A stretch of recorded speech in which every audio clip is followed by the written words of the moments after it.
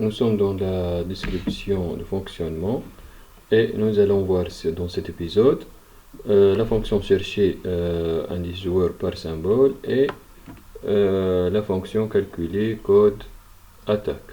Donc, concernant la fonction chercher indice joueur par symbole, donc on va juste parcourir le tableau, hein, et on va chercher. Donc on a dans le tableau des joueurs, chaque joueur donc contient un ID, un symbole, etc. Donc on va chercher si on trouve donc le symbole entré en paramètre, donc on va retourner l'indice de la case correspondante.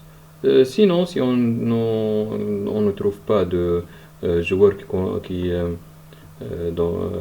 dans le symbole et le symbole entré en paramètre, donc on va retourner -1, c'est ça, hein, comme les autres chercher indice, hein, le même principe, hein, juste la recherche c'est par symbole, c'est pas par ID.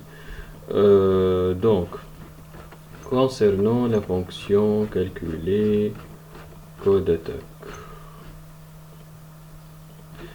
donc à quoi ça va servir cette fonction? Donc on va voir une petite démonstration. J'ai préparé un petit scénario. Donc on a les joueurs, on a deux ennemis à proximité. Normalement l'ennemi se tient ici, hein, dans le donjon, mais j'ai déplacé donc l'ennemi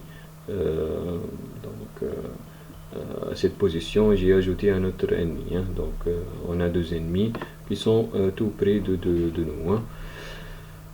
Donc, dans ce scénario, on va déplacer l'unité 2. Hein, on a entré 2, donc il va afficher les marques de déplacement. Donc, je vais me déplacer à la case 21-26, donc celle-là. Hein.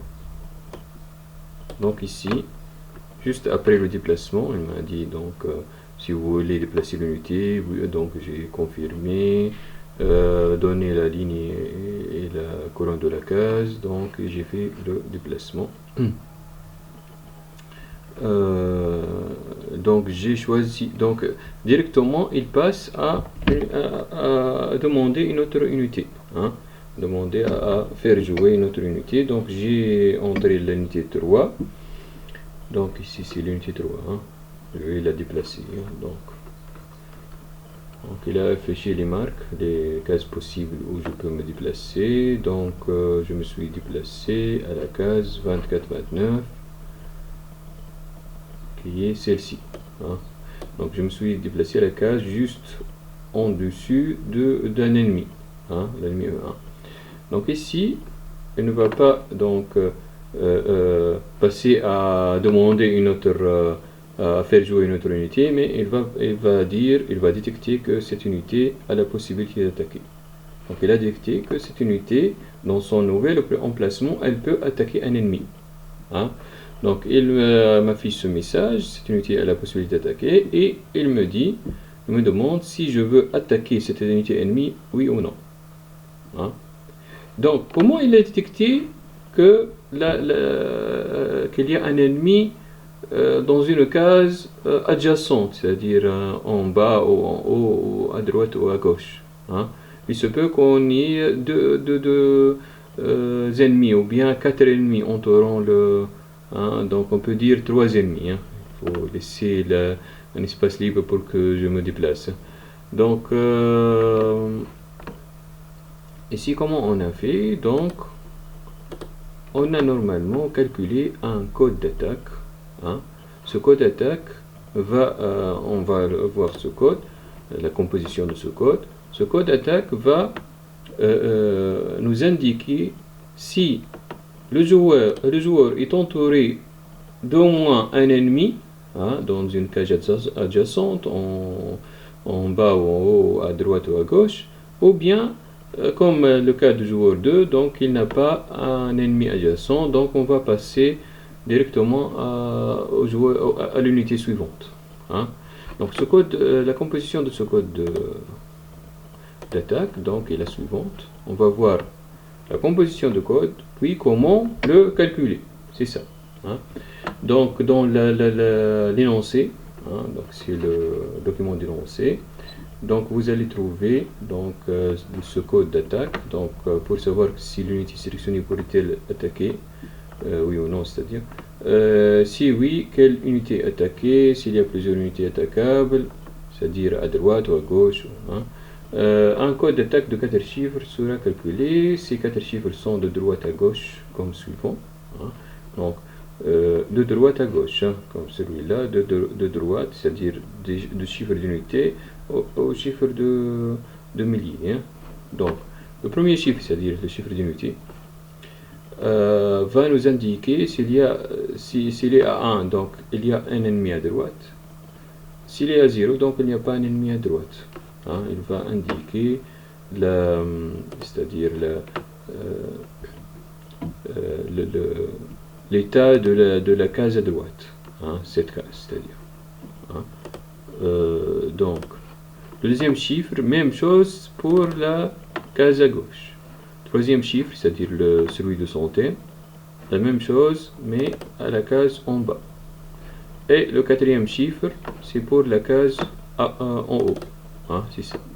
Donc, il y a des exemples qu'on va aller voir. Donc, si le code est 0, donc c'est que les 4 chiffres sont à 0. Hein, donc, au lieu d'écrire 4 0 consécutifs, on va écrire juste 0. Donc, attaque non possible, c'est-à-dire toutes les cases à droite, à gauche, en haut, en bas sont vides. Hein.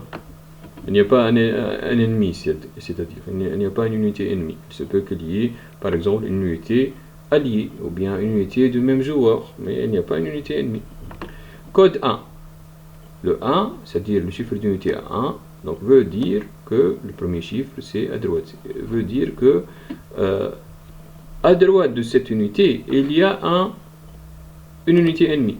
Hein. Donc normalement, si on a un code A à 1, donc ça veut dire, hein, par exemple, si J2 nous retourne le code, son calcul code d'attaque nous retourne 1. C'est-à-dire il y a une unité ennemie à droite de J2. Hein. Mais dans le cas de J2, donc normalement le code c'est 0. Hein, il n'y a pas une unité ennemie. Donc, attaque possible en mode possible sur l'unité adjacente de droite. D'accord. Le code 101 par exemple. Le code 101, hein, c'est qu'il y a une unité à droite et le troisième chiffre en bas. C'est-à-dire il y a deux unités qui entourent ce joueur, cette unité. Une unité ennemie à droite et une unité ennemie en bas.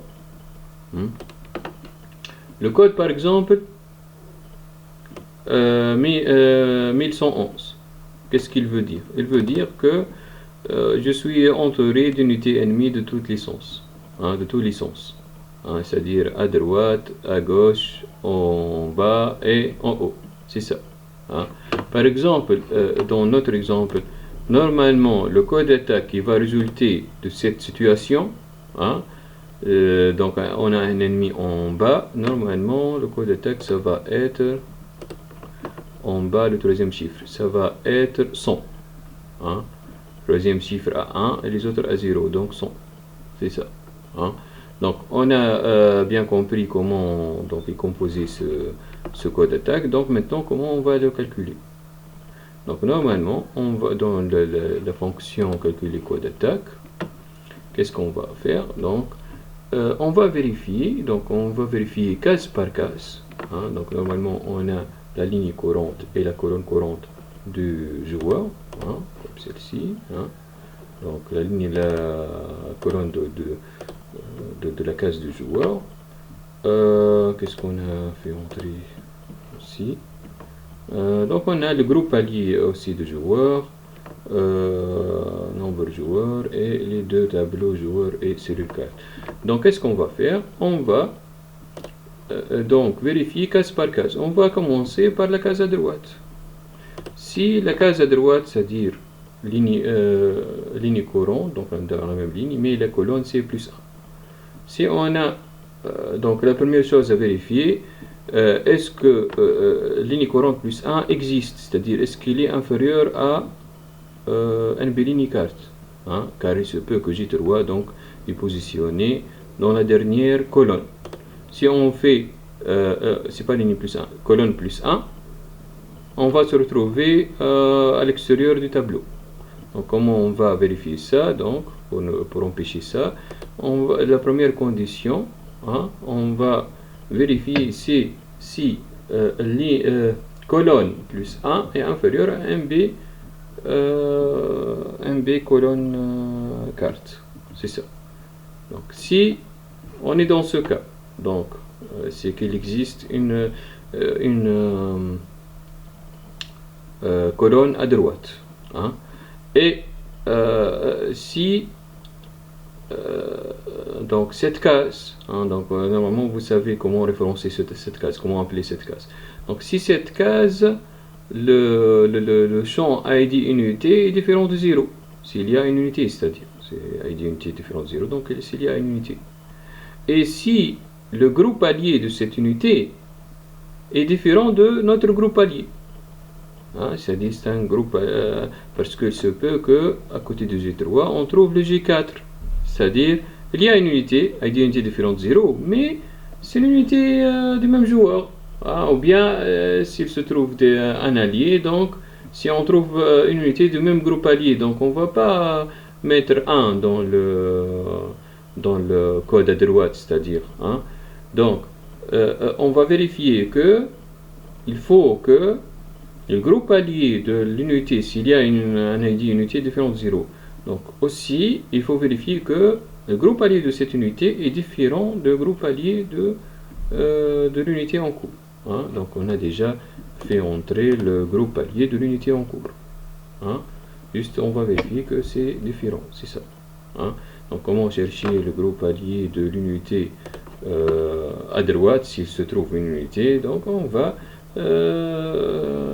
utiliser chercher groupe allié, on va mettre le ID unité qui se trouve dans le, hein, dans cette case, hein, c'est un champ, hein, dans cette case.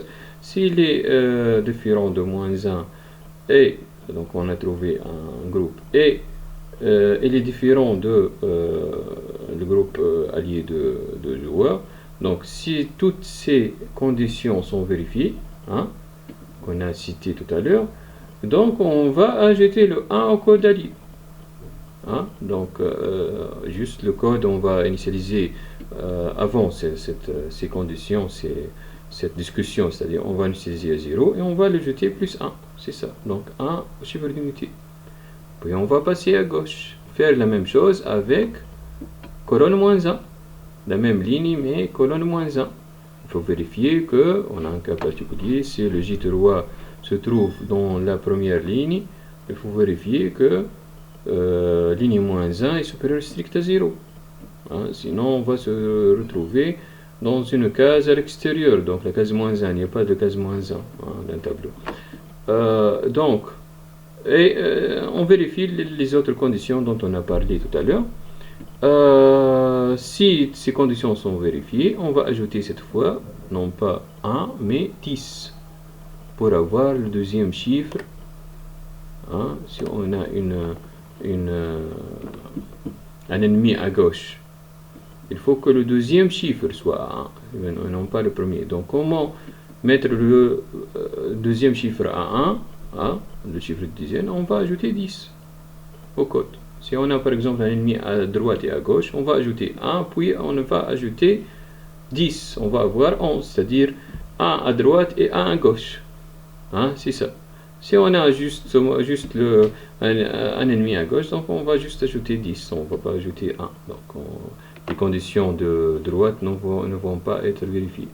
Donc on va mettre les 4 if dans cet ordre.